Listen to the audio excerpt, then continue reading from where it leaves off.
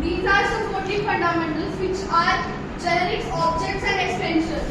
Make a reusable class with generics. Let's say you are running a app, normal app like Spotify हो गया, normal टिक-टैक तो एक app भी हो गया.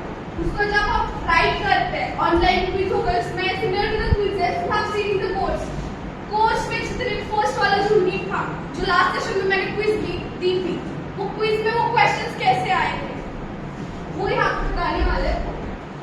There are often multiple types of quiz questions such as fill the blanks, true or false, and individual quiz questions can be represented by a class with several properties. These are the properties which are fill in the blank question. The answer is a word represented by a string. True or false question, which will be the answer is represented by a boolean. And the math problems, the answer is numeric value. The answer for a simple arithmetic problem is represented by an int. Boolean algebra क्या होता है, integers क्या होते हैं, character types, ये सब इन questions में आते हैं. फर्स्ट होगा fill the blank question. Fill the blank सबको पता है, एक मतलब डैश डैश दिया गया होता है, उसको हमको फिल करना होता है जो भी क्वेश्चन में है. तो fill the blanks वाला क्वेश्चन कैसे होता है, लाइक उसका आंसर वर्ड में रिप्रेजेंट किया जाता है, ना ही न्यूमेरिक प्रॉब्लम्स होते, कुछ नहीं होता, नॉर्मल वर्ड रिप्रेजेंट किया जाता है. स्ट्रिंग ट्रू और false question, the answer is represented by a boolean 0 और 1. In the math problem the answer will be a numeric value. जो भी मैथ्स का क्वेश्चन होता है वहां पे दिया गया, मैथ्स का जो भी प्रॉब्लम हो उसका आंसर न्यूमेरिक वैल्यू आता है. या फिर जो भी वो क्वेश्चन जिस टाइप का दिया गया है, अरिथमेटिक क्वेश्चन जो भी होगा उसका नॉर्मल अरिथमेटिक में ही आंसर किया जाएगा. What is generic data type? Data type क्या होता है सबको पता है, हाँ या The generic types or generic for short allow data types such as classes to specify an unknown placeholder data type that can be used with its properties and methods. What it exactly does mean, which is in the above example, instead of defining an answer properly for each possible data type, you can create a single class to represent any question and use a placeholder name for the data type of the answer properly. Last slide में एक question आएगा fill in the blanks. Fill in the blanks में सिर्फ हम लोग word type करते हैं. Suppose कोई भी क्वेश्चन हो उसमें, अगर ये ब्लैंक स्पेस दिया गया है, उसमें जो भी डेटा फिल होता है, क्वेश्चन के अकॉर्डिंग नीचे जो भी ऑप्शन दिए गए होते हैं, डेटा टाइप्स होते हैं, वो डेटा टाइप जो यहाँ पे फिल करता है क्वेश्चन में, तो वो एक टाइप का जेनेरिक डेटा होता है. जो भी जनरेट होगा वो जेनेरिक डेटा होता है. That it means generic data type. Refactor your code to use generics. Use code का use generic data type में कैसे होता है? Like a generic data type is provided when inside a class, so it needs to be defined as a part of class signature. After the class name comes to left spacing followed by a placeholder name for the data type. ये code है. इस code में class mention किया गया है, एक question है. Suppose ABCD question है, उसमें क्वेश्चन का टेक्स्ट क्या है, ये स्ट्रिंग दिया गया है, जैसे नॉर्मल क्वेश्चन होता है. इस क्वेश्चन में fill in the blanks means जब हम वो डेटा टाइप ऐड करते हैं वो इसमें आता है आंसर व्हाटएवर. अगर डिफिकल्टीज कुछ आई, एरर्स कुछ आई, वो एज अ स्ट्रिंग आता है like that. This is the syntax for generate data type. How do you place this the class name, generate data type, these are the properties and close. This is the 14th phenomenon courses link. This is the introduction. Suppose we are making some app like this type. आप सब लोगों ने phone की setting देखी है, उसमें ये जो लिस्ट आती है, ये जो डेटा यहाँ पे फिल होता है, लाइक नेटवर्क और इंटरनेट क्या है, कौन से डिवाइसेस कनेक्टेड है, लाइक ब्लूटूथ डिवाइस हो गया, स्पीकर्स हो गए, एप्स कौन से, उसमें नोटिफिकेशन क्या है, बैटरी बैकअप कितना है, ये कैसे ट्रेस होता है. This is the generic data. ये डेटा हमने खुद फिल किया है, अपने आप तो नहीं आया. This is the generic data. ये एक स्ट्रक्चर है, पूरा का पूरा इंटरफेस जो मैंने फर्स्ट सेशन में बताया था, 4 पार्ट्स हो गए. दिस इज द पूरा का पूरा इंटरफेस है यूआई का. ये हम लोग एज अ डेटा टाइप, वो जो कोड मैंने लास्ट स्लाइड में दिखाया था, वो कोड यूज करके हम लोग ये सारा डेटा यहाँ पे फिल कर सकते हैं.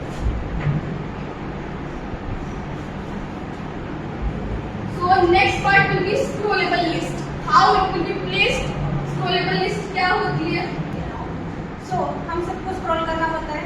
जो हम रील्स को स्क्रॉल करते हैं वो नहीं है. हाँ, scrollable list is a different thing. So आप सबको पता है list is a collection of items with similar data types like as we know arrays. सबको एरेज पता है जो हम सी में यूज करते हैं, जावा में यूज करते हैं. और लिस्ट नाम का भी जावा में हम यूज कर सकते हैं list. So and the next one, suppose हम लोग कोई भी स्क्रॉल कर रहे हैं, स्पॉटिफाई का ऐप होता है, सबने देखा है. जैसे हम लोग स्टार्ट करते हैं उस ऐप को, बहुत सारी सी लिस्ट आती है कि हम लोग ये जॉनर चूज कर रहे हैं, सेकंड जॉनर, थर्ड जॉनर. उसको जब हम हॉरिजॉन्टली प्लेस करते हैं आगे आगे आगे, तो वो एक लिस्ट होती है.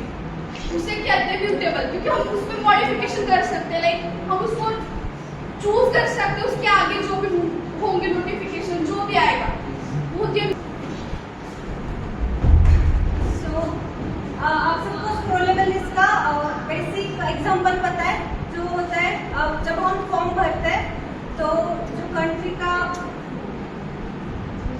कंट्री हम चूज करते हैं तो वो है एक स्क्रॉलेबल टाइप का basic example. Scrollable list which provides us to choose the item from a list. So this is the list. Okay. As she said, there are two types of lists. One is read only and mutable. In read only, we can only read the, as we can say, only read the list contents and access them. And in mutable list,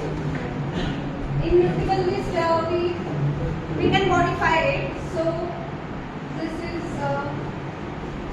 this is the second. We can create a list using recycle view. Recycle view is nothing but the advanced model of list viewing, or we can use it in Kotlin. This is the advantage. So recycle view page helps you to display a list of data. So we can display list of data using the recycle view, and this is the one of the important concept, that is view holder. View holder. So view holder क्या करता है? जो view होता है हमारे list के, like हमें एक लिस्ट दिख रही है ऐसे ऊपर नीचे, तो वो कंट्रोल करता है व्यू होल्डर. तो आपको ये जो है one on one Kotlin course में आपको ये करना है. आवाज येत नाही, थोडंसं जवळ कोटलिनचा वन ऑन वन कोर्स आहे, त्याच्यामध्ये लिस्ट काय आहे कोटलिनचे.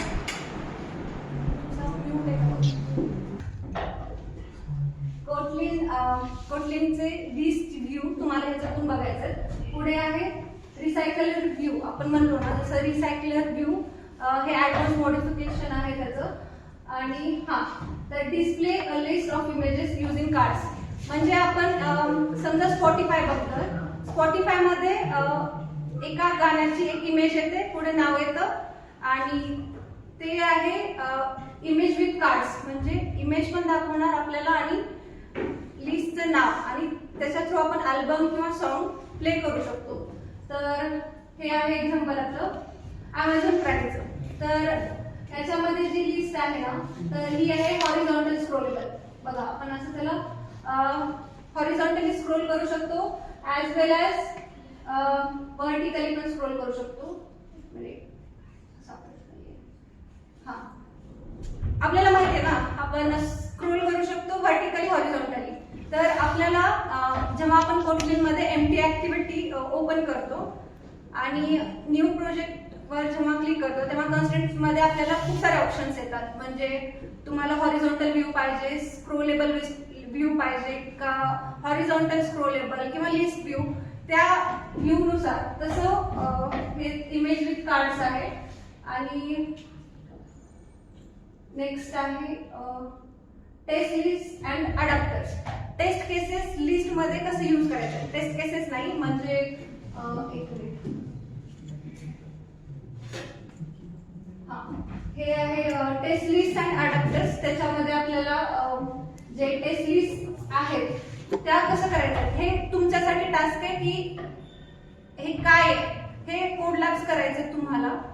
आणि ह्याच्या थ्रू नेक्स्ट आपल्याला ऍप्स बनवायचे. हे तुमचं टास्क आहे. हे काय आहे हे तुम्ही शोधायचं. तर याच्यात असं फारसं काही नाहीये. लिस्ट काय सांगायचं. हा, तर हे कोड लॅबचं क्विज आहे जे आपल्याला सॉल्व्ह करायचं होतं, पण टाइम नाहीये. तुम्ही कोड लॅब्स करा सगळ्या. त्याच्यामध्ये जर तुम्ही पूर्ण वाचलं आणि त्याचे आन्सर्स तुम्हाला लिहिता येतील. सो मी एक सांगते. एक आता बघा, जसं आपण म्हणलं म्युटेबल लिस्ट. हे फर्स्ट क्वेश्चन आहे.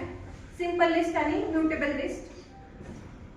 त्याच्यामध्ये काय दिलं आपल्याला. सिंपल लिस्ट खालचा एक कोड आहे. ती सिंपल लिस्ट आहे आणि ती काय इनिशिएट करायला पाहिजे त्याला. म्हणजे आता बघा, प्रिंटएफ आपण जसं सी मध्ये यूज करतो तसं प्रिंटएलएन कोटलिन मध्ये यूज करतात. आणि आपली एक सिंपल लिस्ट आहे, आपण प्रिंटएलएन ने ती डिस्प्ले केली आहे. आता खाली त्याच्यामध्ये मॉडिफिकेशन केले, म्हणजे ऍड आणि रिमूव्ह ऑपरेशन केले. जसं आपण ऍड ऑपरेशन सी मध्ये करतो आणि डिलीट ऑपरेशन करतो तसं रिमूव्ह ऍज अ डिलीट इथे करू शकतो. आणि परत एकदा प्रिंटएलएन. मग काय असेल, ही कोणती लिस्ट असेल. Read only commutable. हा, राईट. मग असे एक 4-5 क्वेश्चन्स आहेत. त्या क्वेश्चन्सचे आन्सर्स द्यायचे आपल्याला. आणि झालं. आपल्याला फक्त पॅजेस रन करायचे, शिकायचंय आणि जे काही त्याचे बेनिफिट्स असतील ते भेटतील.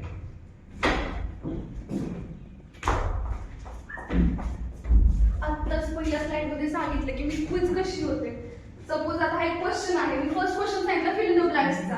आता तोच टाईपचा क्वेश्चन आहे. आपल्याला तिथे फक्त फिल करायचं की लिस्ट काय शो करत आहे. सपोज हा एक कोड आहे. ह्या कोड मध्ये काय दिलेलं आहे. हा कोड जेव्हा आपण रन करतो, जेव्हा हा कोड आपण एंड्रॉइड स्टुडिओवर रन करतो तेव्हा काय येईल, आउटपुट काय येईल, ही आपल्याला तिथं फिल करायचं नाही. तिथं आपल्याला ह्या टाईपचं फिल करायचं की सपोज आउटपुट काही येऊ शकतं.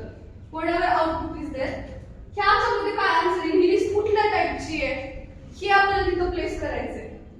स्टार्ट ह्या टाईपचे क्वेश्चन्स कसे रीड करायचे किंवा कसे सॉल्व्ह करायचे ही या लिस्ट मध्ये आहे. आणि नेक्स्ट स्क्रोलेबल लिस्ट काय असते एक्झॅक्टली. आता तिने सांगितलं की स्क्रोलेबल लिस्ट असते काय. लिस्ट आपण जेव्हा कुठलंही ऍप बनवतो, कुठल्या ऍपचा एक इंटरफेस असतो, त्या इंटरफेस स्टार्टिंगला लॉगिन पेज येतं. त्याच्यानंतर आपला मेन पेज स्टार्ट होतो. जेव्हा स्पॉटीफाय बघतो आपण, स्पॉटीफायला जेव्हा आपण लॉगिन करतो त्याच्यानंतर एक अख्खीची अख्खी लिस्ट येते. हॉरिझॉन्टल व्ह्यू येतो त्याचा पूर्ण. जेव्हा आपण ह्या साईडपासून ह्या साईडपर्यंत जेव्हा हॉरिझॉन्टली प्लेस करतो त्या प्लेस मध्ये इथे कार्ड्स येतात. म्हणजे सपोज एक आयकन्स येतात. त्या आयकन्स मध्ये सिंगर्सची नावं असतात. सिंगर्सची नाव असल्यानंतर त्याच्यानंतर त्याची लिस्ट येते, सेपरेट लिस्ट येते की त्यांनी कुठलं गाणं कंपोज केले, काय केले हे तिथे येतं. आणि जेव्हा तिने सांगितलं की एक्झॅक्टली रीड ओनली लिस्ट काय असतात आणि म्युटेबल लिस्ट काय असतात. रीड ओनली लिस्ट मध्ये म्हणजे कोणी पण अल्बमचे सॉंग्स ऐकले तुम्ही. अल्बमचे सॉंग्स जेव्हा आपण प्ले करतो तिथे लिरिक्स येत नाही. जिस किसी ने भी एल्बम सॉन्ग सुना वहां पे जब हम लोग उसको प्ले करते हैं, नीचे जब देखते हैं वहां पे उसके लिरिक्स नहीं आते. So this is the static way only. वहीं पे रुक जाता है, उसका कोई यूज नहीं होता. उसके अगर लिरिक्स देखने तो हम डायरेक्टली गूगल करके देख सकते हैं, बट वहां पे नहीं आएंगे. एंड देन जब हम लोग एक पर्टिकुलर सिंगर का पूरा प्लेलिस्ट देखते हैं, उस प्लेलिस्ट में जाके अगर सॉन्ग सुने तो सॉन्ग पे क्लिक करने के बाद पूरा का पूरा लिरिक्स का लिस्ट आता है वहां पे. अगर सपोज हमने हिंदी यूज करा है तो हिंदी में आएंगे, इंग्लिश करे तो इंग्लिश में आएगा. जो भी लोकल लैंग्वेज हो उसे कहते हैं modification. This is called the mutable list. तो वही लिस्ट हमको न्यू एक्टिविटी में जाके क्रिएट करनी है. ऐप का सेकेंड पेज पूरा का पूरा बन जाएगा, वो होगा the third page of any app. It will be कि हम लोग करने क्या वाले हैं. सेकेंड पेज पे तो पूरा रीड भी सकता है किसे हमें क्लिक करना है क्या नहीं करना है. सपोज हम लोग ने ये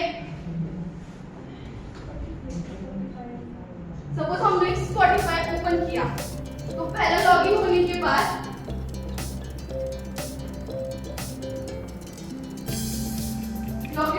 एक पेज आएगा जिसमें हमें लैंग्वेज चूज करनी है, सिंगर चूज करनी है. ये होगा सेकेंड पेज. थर्ड पेज क्या होगा, उसके आगे के मॉडिफिकेशंस. लाइक सपोज हमने एक सिंगर को चूज करा तो उसके सॉन्ग्स का पेज आएगा नेक्स्ट वाला. तो वो होगा पूरा का पूरा third page. And last page will be जो भी हम लोग चूज करेंगे. सपोज मैंने इसको चूज किया तो उसके सारे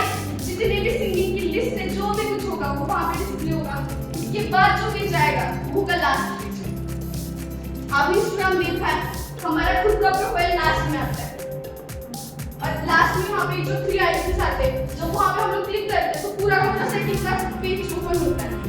सेटिंग के पेज पे हम लोग कुछ भी नोटिफिकेशंस आते हैं, वहाँ पे प्राइवेसी होती है, सिक्योरिटी होती है, पासवर्ड होता है, हमारे खुद की इंफॉर्मेशन वहाँ पे दी गई होती है। उस प्रोफाइल को हम लोग एडिट भी कर सकते हैं। तो वो होता है लास्ट पेज।